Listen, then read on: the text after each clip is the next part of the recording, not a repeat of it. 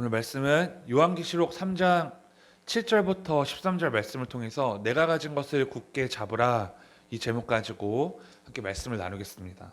요한계시록 7교회 그 설교 중에 벌써 지금 몇 번째죠? 여러분? 몇 번째일까요?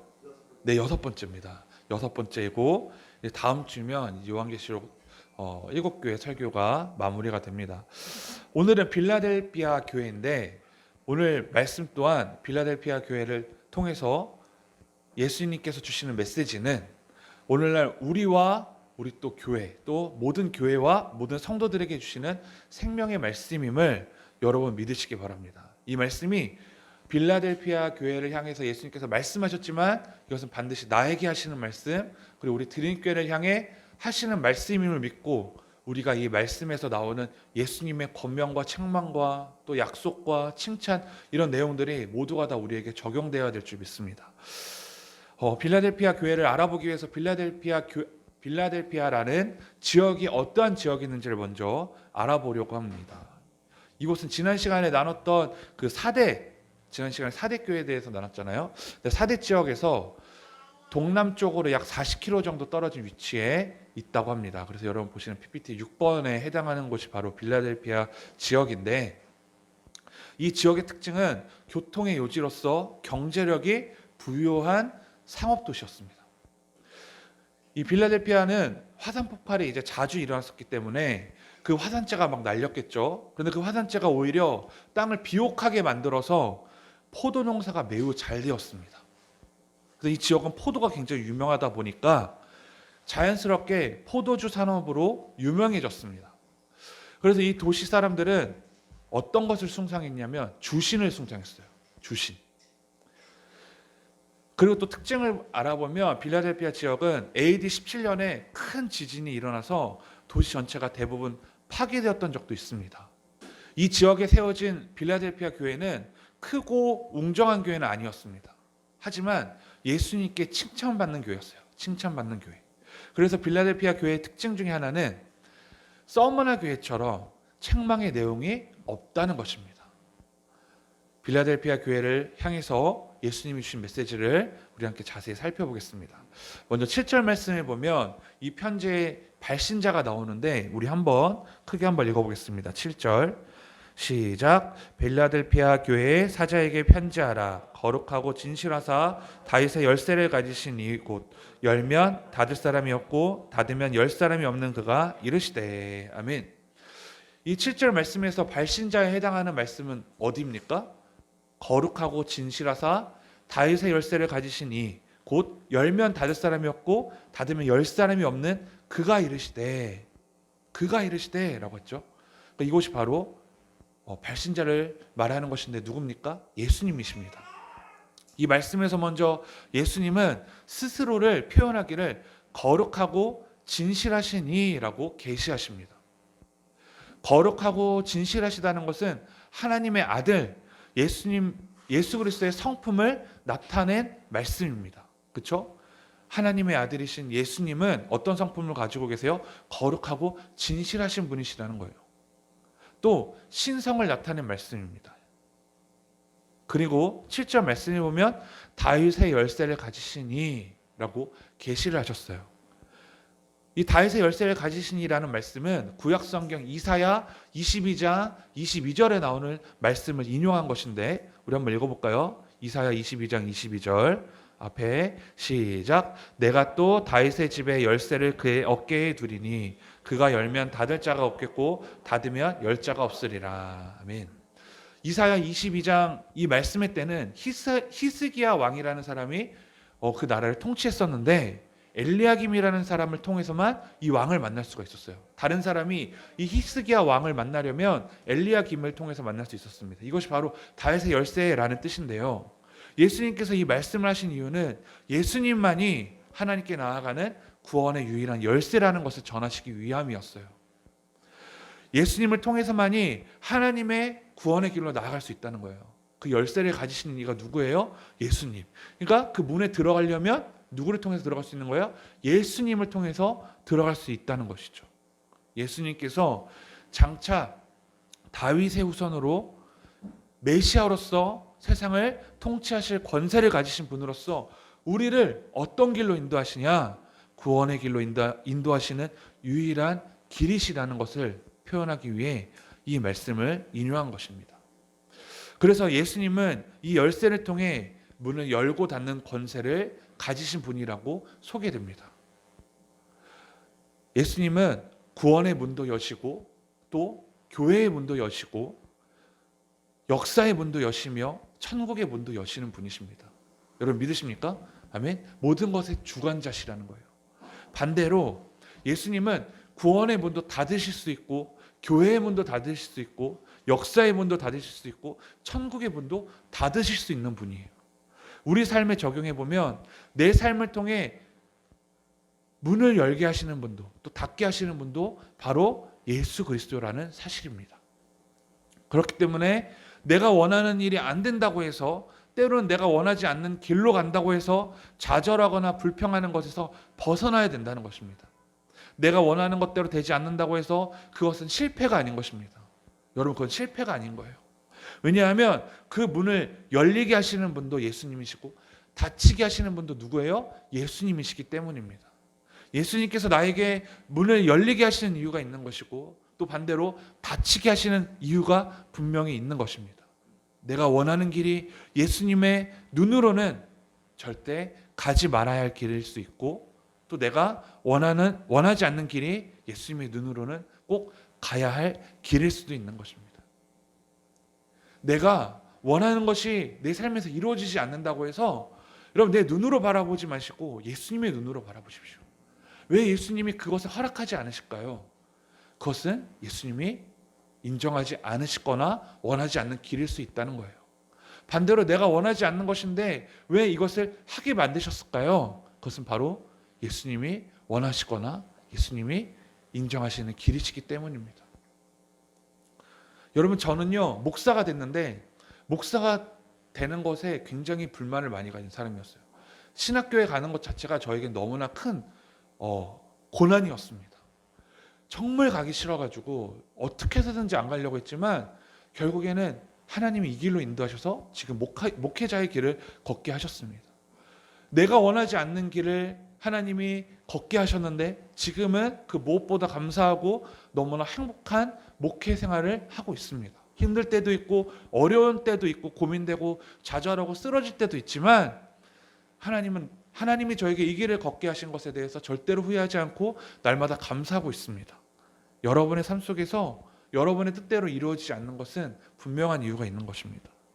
지금의 어려움과 아픔을 실패로 낙인하지 마시고 그 일을 통해서 나에게 역사하실 예수님의 능력을 기대하시기를 바랍니다. 8절에 보면 예수님께서 빌라델피아 교회를 통해서 또 말씀하십니다. 볼지어다 내가 내 앞에 열린 문을 두었으니 능히 닫을 사람이 없으리라. 빌라델피아 교회에 열린 문을 두었다고 말씀하셨는데 이 말씀은 이 지역에 전도와 복음을 전할 수 있는 문이 열렸다는 의미입니다. 왜냐하면 초반에도 말했듯이 빌라델피아 지역은요 교통의 요지라고 했잖아요. 그래서 로마와 아시아를 연결하는 교통의 요지였던 것입니다. 로마와 아시아. 그래서 빌라델피아 지역을 통해서 수많은 사람들이 이동을 하고 거쳐갑니다. 그 사람들에게 복음을 전할 수도 있고 또 전도할 수 있는 문을 열어두셨다는 의미입니다. 결국 7절 말씀에 나오는 열쇠와 8절 말씀에 나오는 열린 문을 통해서 우리가 알 수 있는 것은 오직 전도와 복음 전함에 있어서 가장 중요한 것은 무엇이냐? 오직 예수 그리스도를 통해 구원이 이루어지고 예수님께서 열어주셔야만이 쓰임 받는다는 사실을 우리는 알 수 있는 것입니다. 예수님이 그 열쇠를 가지고 우리와 함께 하셔야 되고 예수님이 우리의 문을 열어주셔야 우리가 그 문을 들어갈 수 있는 것이죠. 그 일을 행할 수 있는 것입니다. 여러분 우리가 복음을 전하고 전도를 할 때 휘황찬란한 언어와 외부적인 모습으로 사람의 마음을 사로잡으려고 하지 않아도 됩니다. 여러분 이해하셨습니까? 어떤 휘황찬란한 언어, 그 사람을 달콤하게 유혹하는 언어 또는 그 사람을 사로잡을 만한 어떠한 휘황찬란한 이벤트 이런 것들 교회에서 많이 하지만 사실 이런 것들이 그 사람을 예수님을 믿게 하는데 큰 능력을 발휘하지 못한다는 것이죠. 바로 구원의 문을 다윗의 열쇠를 가지신 예수님과 열린 문을 허락하시는 예수님의 능력만이 그 사람을 인도할 수 있는 것입니다. 우리가 예수님께 기도해야 됩니다. 주님, 우리에게 열쇠를 허락하여 주시고 열린 문을 허락하여 주시옵소서. 그래서 그 사람 마음이 예수님의 마음으로 올 수 있도록 도와주시옵소서. 그 문이 열려서 그 사람이 예수님을 인정하고 예수님을 받아들일 수 있도록 도와주시옵소서. 이것이 필요한 것입니다. 우리는 철저하게 다윗의 열쇠이신 예수 그리스도께서 열린 문을 우리에게 허락하셔서 예수님을 모르는 사람들에게 복음을 전하고 전도할 수 있도록 기도로 준비해야 됩니다. 여러분, 사도행전 14장 27절부터 28절 한번 읽어볼까요? 이렇게 나와 있습니다. 시작. 그들이 이르러 교회를 모아 하나님이 함께 행하신 모든 일과 이방인들에게 믿음의 문을 여신 것을 보고 제자들과 함께 오래 있으리라. 아멘. 바울과 바나바가 안디옥에 도착해서 교회의 신도들을 불러 모읍니다. 모아서 어떤 말을 합니까? 하나님께서 행하신 모든 일들과 또 무엇인가를 보고하죠. 그게 뭐예요? 하나님께서 이방인들에게 믿음의 문을 여신 것을 보고합니다. 믿음의 문을 여신 것. 사랑하는 여러분, 이 말씀을 준비하면서 우리 교회에 필요한 것은 바로 이거다라는 생각을 하게 되었어요. 사실 우리 교회도 전도하기 위해서, 이 개척교회가 전도하기 위해서 정말 많은 노력을 했죠. 팝콘 기계를 사서 지역에 팝콘도 나누고 또 마스크도 나누고 뭐 이런저런 수많은 것들을 통해서 사람의 마음을 사로잡기 위해 노력했었습니다. 그런데 그것들도 좋아요. 하지만 그 전에 우리가 먼저 이 준비가 되어 있어야 된다는 것이죠. 무엇입니까? 우리가 정말 간구해서 그 문을 열 수 있게 해달라고, 이 교회 문이 열리게 해달라고 기도해야 되는 것입니다. 우리 교회는요, 개척교회이기 때문에 작아서 사람들이 안 옵니다 라는 것은 인간적인 생각이고, 우리 교회 문은 철문으로 만들어졌기 때문에 문이 너무 허접해서 사람들이 왔다 돌아갈 거예요. 3층에 있어서 계단을 힘들게 올라야 돼서 아마 들어오지 않을 것입니다. 교회 건물이 좋지 않아서 사람들이 안 올 거예요 라는 것은요, 제가 먼저 회개하면서 여러분들이 고백합니다. 가장 인간적인 생각이에요. 하지만 성경 어디를 봐도 인간적인 생각으로 다른 사람에게 복음을 전하고 구원의 문을 열리게 할 수 있습니까? 절대로 할 수 없습니다. 교회는 들어올 수 있지만 구원의 확신을 갖게 하지 못하죠. 무엇을 통해서 많이 할 수 있습니까? 바로 예수님의 능력과 예수님께서 구원의 문을 확실하게 열어주셔야만이 그 사람의 마음이 열리는 것입니다. 아멘? 여러분 아멘이십니까? 그러기 위해서는 내가 기도해야죠. 간구해야죠. 가만히 있는다고 해서 절대로 되는 것이 아닙니다. 사랑 여러분, 우리 드림교회에 열린 문을 허락해달라고 여러분 함께 기도하기 원합니다. 여러분 정말 이 시대에는 여러분, 제가 명절 때 목사님들 몇 분에게 이제 설 명절 인사를 드리려고 찾아뵀는데 그 중에 한 교회가 너무나 마음에 저를 심쿵하게 만들었어요. 어떤 일이었냐면요, 제가 명절 전날, 연휴 시작되기 전날에 제가 이렇게 인사를 다녔는데요, 갔더니 큰 교회였는데 조용한 거예요, 교회가. 그래서 목사님 명절이라서 뭐 교육자분들도 안 계시고 조용한가요? 라고 말씀드렸더니 오늘 전도하는 날이라 성도들이랑 전도하러 나갔어, 이 말씀하시는 거예요. 놀랐습니다. 와, 나는 전도할 생각도 못했는데 뭐 코로나로 인해서 대면이 어려워서 그렇지만 전도할 생각도 못했는데 목사님 하시는 말씀이 포기하면 안 된다는 거예요. 방역수칙 철저하게 지키고 내가 직접 전해주지는 못하지만 그 앞에 전도지라도 놓고 올 수 있도록, 또 그곳에 가서 그 사람들을 위해서 기도할 수 있도록, 사람을 대면하지 못하더라도 그 땅을 돌아다니면서 그 영혼을 구원하기 위해서 정말 기도하는 마음으로 그 땅을 밟으며 기도하는 것이 필요하지 않겠냐라고 말씀하시는 거예요. 거기서 제가 너무나 깨졌습니다. 그렇구나. 그러면서 드는 생각이 하나 있었어요. 내가 불평하고 원망하고 누구 탓할 시간은 내가 성장할 수 있는 기회다. 내가 코로나 때문에 이게 뭐야, 될 것도 안 돼 라고 불평하고 손을 놓고 있을 그 시간이요, 어떤 시간이에요? 그 시간에 내가 노력을 하면요, 내가 더 성장할 수 있는 시간이다 라는 것을 깨달았습니다. 여러분 무슨 말인지 이해하셨죠? 교회도 마찬가지죠. 코로나 때문에 안 돼. 코로나가 너무 이거 심각해서 전도도 안 되고 아무것도 안 돼. 하면 안 돼. 뭐든지 다 안 돼. 아니요. 기도는 할 수 있잖아요. 믿음은 더 성장할 수 있잖아요. 지킬 수 있잖아요. 그렇죠, 여러분? 기도할 수 있잖아요. 그 영혼을 위해서 더 기도해야죠. 저 영혼이 힘들고 어려운 시기에 주님 품으로 돌아올 수 있도록 도와주옵소서. 주님께 나아갈 수 있도록 도와주옵소서. 그렇게 노력하면 내가 더 성장할 수 있는 기회, 그 사람을 더 주님 품으로 돌아올 수 있게 할 수 있는 기회라는 사실이에요. 여러분, 우리 입술에서 불평과 원망의 시간이 끊기고 그 시간에 내가 무릎 꿇을 수 있는 시간이 되기를 간절히 소망합니다. 무릎 꿇고 기도하는 그 시간이요, 내가 하나님께 주목받을 수 있는 시간이고 내가 더 능력 얻을 수 있는 시간임을 여러분 믿으시기 바랍니다. 이제는요, 빌라델피아 교회를 칭찬하십니다. 8절 말씀 함께 읽어보겠습니다. 8절 시작. 볼지어다 내가 내 앞에 열린 문을 두었으되 능히 닫을 사람이 없으리라. 내가 내 행위를 아노니 내가 작은 능력을 가지고서도 내 말을 지키며 내 이름을 배반하지 아니하였도다. 아멘. 빌라델피아 교회는 예수님께 인정받은 교회였습니다. 그런데 무엇을 가지고 인정하셨냐? 8절에 보면 내 행위를 아노니 라고 나와요. 예수님께서는 빌라델피아 교회의 행위를 주목하셨죠. 그리고 그들의 행위를 보시고 인정하셨어요. 그런데 빌라델피아 교회의 어떤 모습을 주목하시고 인정하셨을까요? 8절에 보니까 이렇게 나오네요. 내가 작은 능력을 가지고도 라고 나와요. 내가 작은 능력을 가지고도 내 말을 지키며 내 이름을 배반하지 아니하였도다 라고 나옵니다. 빌라델피아 교회는요, 크고 화려한 교회가 아니었어요. 교세도 약하고 힘도 없었습니다. 가진 것도 많지 않았고 작은 능력을 가진 교회였다고 기록되어 있어요. 하지만 빌라델피아 교회는 예수님의 말씀을 지켰고 예수님의 이름도 배반하지 아니했다는 거예요. 교회 성공은 사람들이 지은 유형교회의 크고 작음에 있지 않습니다. 교인들의 숫자가 많고 적음에 있지 않습니다. 빌라델피아 교회를 통해서 우리는 알 수 있는 것은 무엇입니까? 교회는 예수님의 말씀을 지켜 행해야 하며 어떠한 일이 있어도 예수님을 배반하지 않는 교회가 진정한 교회라는 사실이에요. 예수님께서 빌라델피아의 행위를 지켜보셨던 것처럼 우리 드림교회와 성도인 여러분과 저를 지켜보고 계신다는 거예요. 뭘 지켜보고 계세요? 우리의 행위를 지켜보고 계신다는 거예요. 우리의 행위가 예수님의 기준에 합당하기를 간절히 소망합니다. 우리 성도 한 사람 한 사람의 행위가 예수님의 기준에 합당해야만이 우리 드림교회는 예수님께 인정받을 수 있는 거예요. 예수님께 인정받을 수 있는 교회, 어떤 교회요? 성도 한 사람 한 사람이 인정받는 교회.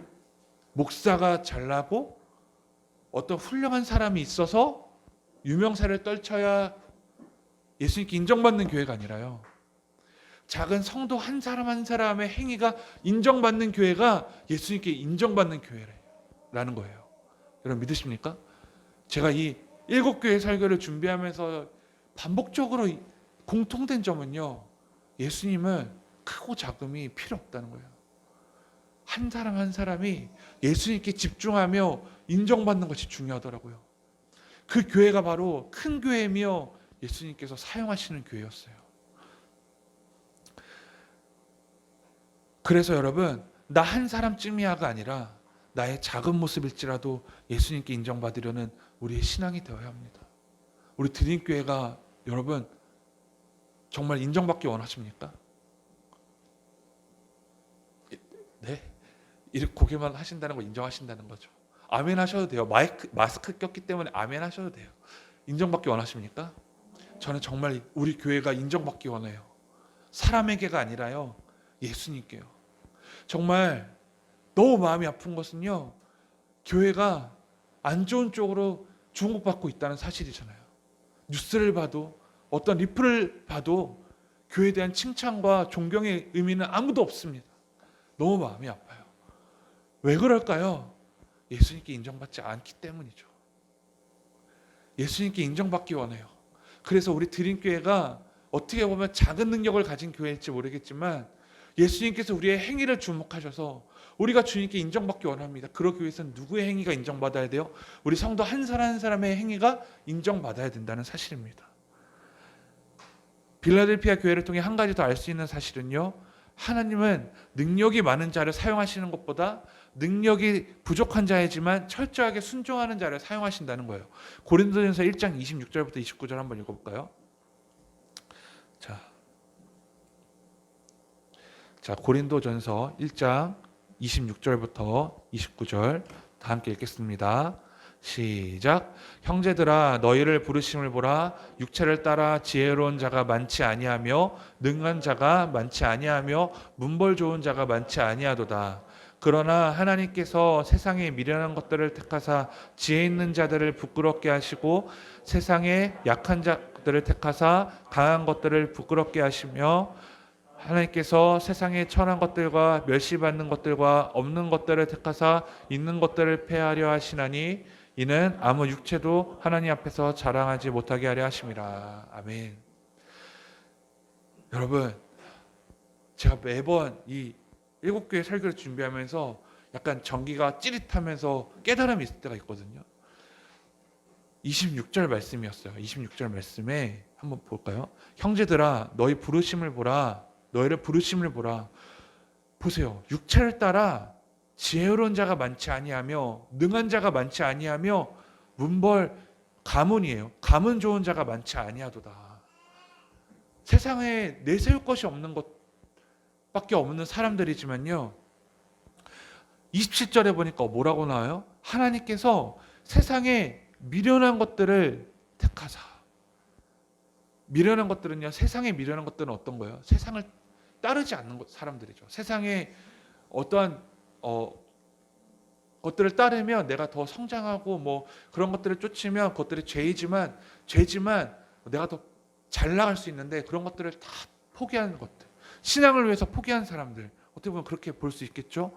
그런 사람들, 가진 것이 없지만 순종하는 사람들, 이런 사람들을 택하사 지혜 있는 자들, 세상적으로 잘 나가고 그렇게 똑똑한 사람들을 부끄럽게 하신다는 거예요.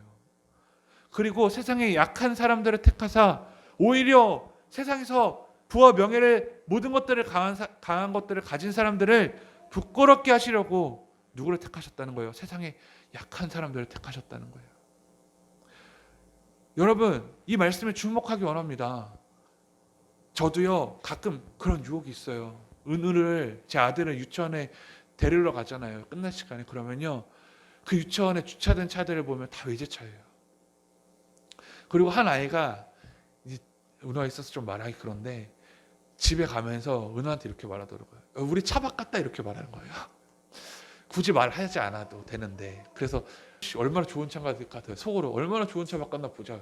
좋은 차더라고요. 그래서 아 그랬구나. 그 순간에 제 마음에 그런 유혹이 생겼어요. 나도 돈 많이 벌어서 부자라기보다 좋은 차로 바꿔서 은우한테 그렇게 해주고 싶다라는 생각이 들더라고요. 나도 돈 많이 벌어가지고 우리 아들이 차 바꿨다 이렇게 말하게 해줄까? 라는 그러한 생각이 들었었는데, 그런데 이 말씀을 통해서 확 깼어요. 하나님이 사용하시는 사람은요 그런 것들을 따라가는 사람이 아니에요. 사실 마음이 막 무너졌어요. 웃으면서 말하지만요 정말 마음이 무너졌어요. 저는 사실 부족함이 없는 사람이에요. 어떻게 보면 재정적으로 물론 부족함이 있을 수 있지만 어려움은 없는 사람이고요. 어떻게 보면 저는 감사하며 살아가고 있지만 이 시대가요 저를 그렇게 만들지 않습니다. 감사의 제목을 여유를 두지 않아요. 누구와 비교하게 만들고 누구를 따라가게 만들고 내가 더 앞서 나가게 만들죠. 그래서 제가 가진 차도요 훌륭한 차인데 그 아이의 정말 6살, 7살짜리 아이 한마디에 37, 저 이제 8살인가? 38살 먹은 목사가 그 유혹에 무너져서 세상적인 생각을 갖게 된 거죠. 그 당시에는요 아들한테 너무 미안했어요. 왜? 다 외제차거든요. 보니까 정말 어이가 없더라고요. 그런데 이게 왜 중요하지? 라는 생각이 들면서 이 말씀해 보니까요 사실 제가 부와 명예를 쫓아 살면 충분히 살 수 있는 사람이죠. 그런데 그런 것들을 포기했더니 이 말씀을 허락하시네요. 하나님께서 세상에 미련한 것들을 택하사 지혜 있는 자들을 부끄럽게 하려 하시고 세상에 약한 것들을 택하사 강한 것들을 부끄럽게 하시며, 저는 지금 그 은혜를 입은 자예요.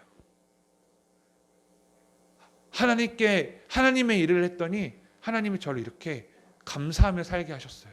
집도, 자동차도, 개척교회도 이렇게 부족함 없게 살게 하셨어요. 돌아봤더니 나에게 앞으로 일어날 일이 아니라 나에게 주어진 일이었어요. 세상에 약한 나를 사용하셔서 지혜 있는 자들을 부끄럽게 하시고 약한 것들을 택하사 강한 것들을 부끄럽게 하셨다. 하나님께서는 세상에 천한 것들과 멸시받는 것들과 없는 것들을 택하사 있는 것들을 폐하려 하시나니 이는 아무 육체도 하나님 앞에서 자랑하지 못하게 하려 하십니다.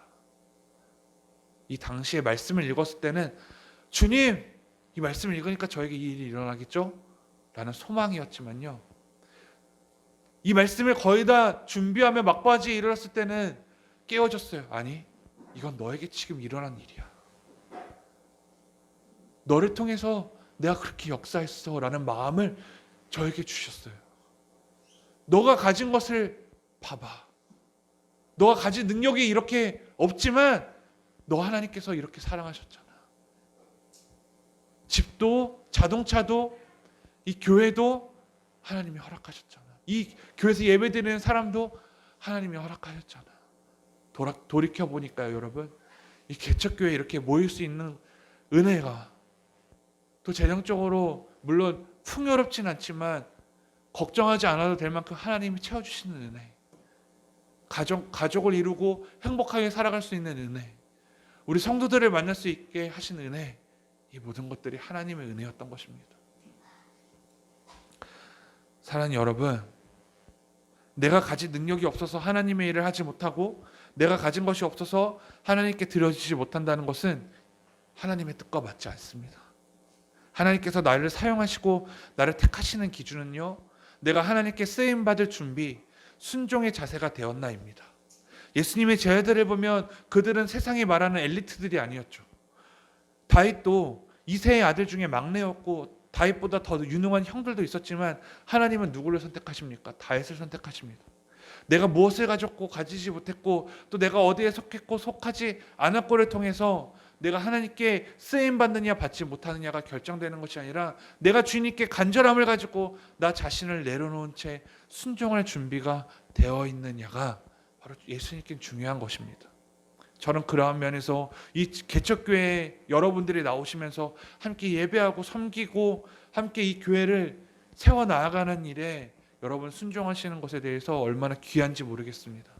또 예수님께서 얼마나 여러분들의 성길과 또 신앙을 통해서 얼마나 기쁘게 받으실지 너무나 기대가 됩니다.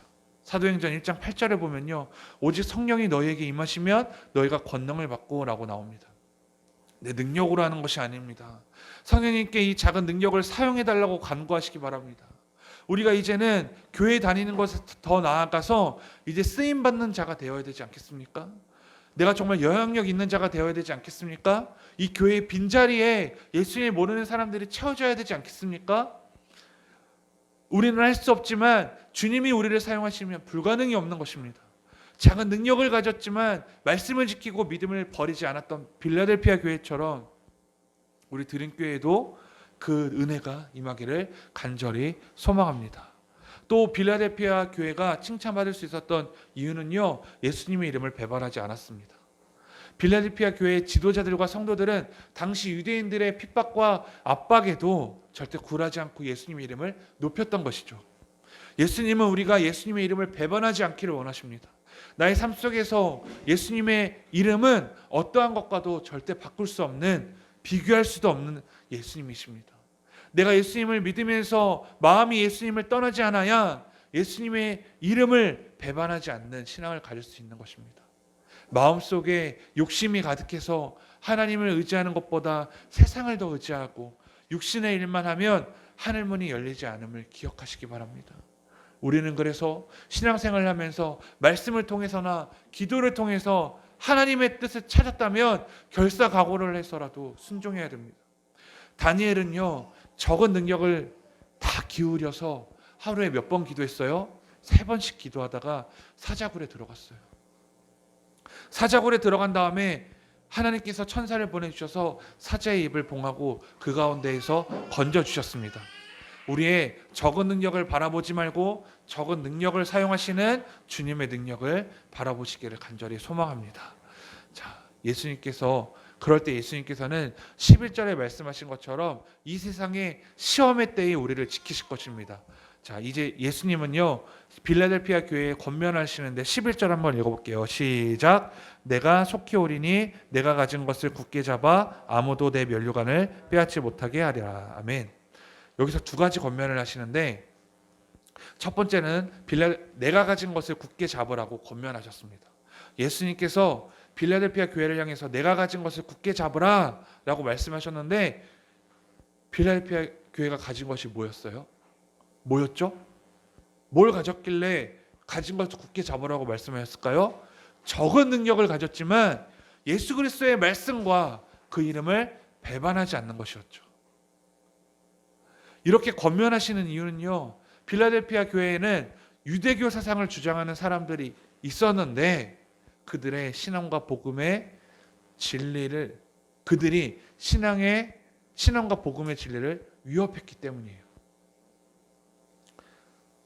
적은 능력을 가졌지만 예수 그리스도의 말씀과 그 이름을 배반하지 않는 것.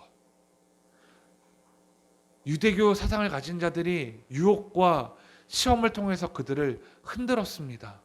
하지만 예수님께서는 그들에게 말합니다. 굳게 잡아 지키라. 오늘날 살아가고 있는 우리들에게도 예수님은 말씀하실 것입니다. 그리고 우리 드림교회에도 말씀하실 것입니다. 네가 가진 것을 굳게 잡으라. 우리는 반드시 굳게 잡아야 됩니다. 세상이 주는 만족을 위해서 예수님을 포기하는 사람들, 자신의 이익과 즐거움을 위해서 예수님을 포기하는 사람들, 자신의 가치와 꿈을 위해서 예수님을 포기하는 사람들, 우리 주위에 이미 너무 많습니다. 더 안타까운 것은 예수님을 믿고 있으면서도 그렇게 하는 사람들이 너무나 많다는 사실이죠. 정말 내가 가진 신앙과 믿음과 지금날 주님이 주신 은혜와 은혜의 삶을 굳게 잡으려는 노력과 인내가 예수님이 인정하실 만한지 생각해 보기 원합니다. 내가 원할 때만 굳게 잡고, 내가 필요할 때만 굳게 잡고, 내가 아플 때만 굳게 잡고, 내가 부족할 때만 굳게 잡고, 그때만 굳게 잡는 신앙이 아닌지 생각해 보기 원합니다. 우리는 주님이 주신 말씀과 진리를 굳게 지키지 못하면 올바른 신앙을 유지해 나갈 수 없는 것입니다. 자, 두 번째 권면은요, 내 면류관을 빼앗지 못하게 하라라고 권면하십니다. 지금까지 지켜온 말씀과 진리에 대한 믿음, 그리고 예수님의 이름을 존귀히 여기며 이 자리에 오기까지 겪게 되었던 수많은 어려움과 인내를 통해 얻게 된 승리의 면류관을 빼앗기지 말라는 거예요. 지금까지 힘들게 지켜온 너희들의 믿음을 굳게 잡아라. 우리가 지금까지 지켜온 진리와 말씀을 잃게 하는 죄의 유혹에서 이겨내라 라고 말씀하신 것입니다. 힘들게 신앙을 유지하며 지금의 자리까지 왔지만 신앙을 잃게 되는 것은 한순간입니다. 여러분, 여러분의 생명의 면류관을 굳게 지키길 간절히 소망합니다. 자, 마지막으로 빌라델피아 교회를 향해서 세 가지 약속을 하시는데, 자, 첫 번째는 유대인을 이기게 하시겠다고 약속하세요. 자, 제가 9절을 읽을게요. 9절. 보라, 사탄의 회당 곧 자칭 유대인이라는 하나 그렇지 아니하고 거짓말하는 자들 중에서 며칠 내게 주어 그들로 와서 내 발 앞에 절하게 하고 내가 너를 사랑하는 줄을 알게 하리라. 아멘. 유대교인들은 그리스도인들이 증오의 대상이었어요. 유대인들은 예수님을 메시아가 아니라며 부인했어요. 그러니까 예수님은 이단처럼 여겼던 거예요. 자연스럽게 예수님을 믿고 예배하는 빌라델피아 교회 그리고 교인들도 유대인으로부터 괴롭힘을 당했지만 그 고통을 이겨내고 인내해온 빌라델피아 교회들에게 약속하십니다. 그 약속의 내용은 유대인들이 빌라델피아 교회 앞에서 굴복하게 하고 하나님께서 빌라델피아 교회를 사랑하심을 깨닫게 하시겠다는 거예요.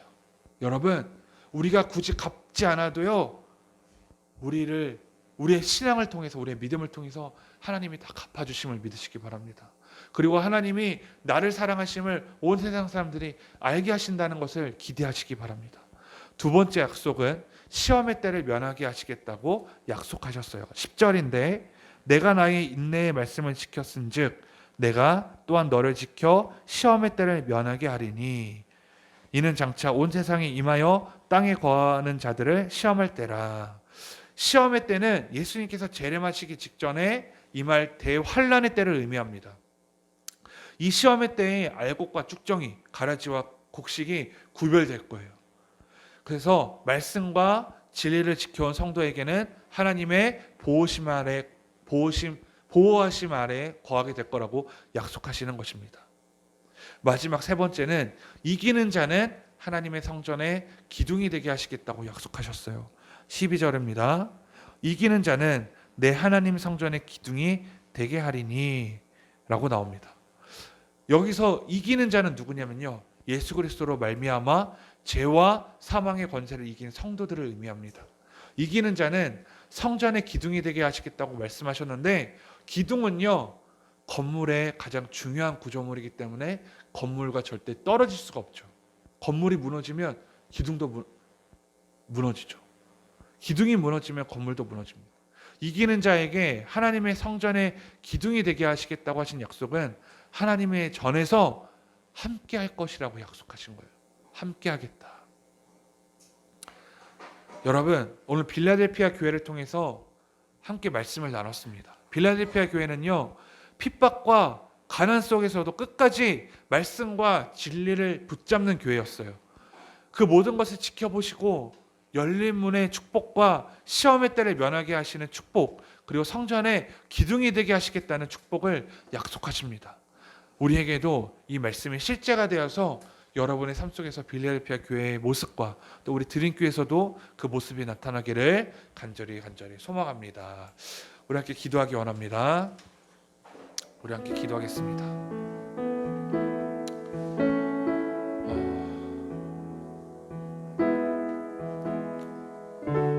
여러분, 우리 기도할 때 우리 교회가 빌라델피아 교회처럼 칭찬받는 교회가 되게 하여 주시옵소서. 어떠한 환난과 고난과 역경 속에서도 예수님의 이름을 붙잡고 배반하지 않는 교회, 우리의 행위가 예수님의 눈으로 바라볼 때 합당한 모습으로 드려지는 교회, 그리고 적은 능력으로도 예수님을 기쁘시게 해드릴 수 있는 교회, 그리고 내가 되게 해달라고 우리 함께 기도하고, 또 예수님은 미련한 자, 능력 없는 자를 사용하셔서 지혜 있는 자들과 힘과 능력 있는 자들을 부끄럽게 하시겠다고 약속하셨던 것처럼, 주님, 이제 더 이상 내가 원망과 불평을 하는 것이 아니라 능력 없는 자를 사용하게 해달라고, 적은 능력을 가진 나를 사용하게 해달라고, 내가 주님께 기도할 수 있는 자 되게 해달라고, 우리 다 함께 우리 조용히 주님 앞에 기도하며 나아갑시다. 하나님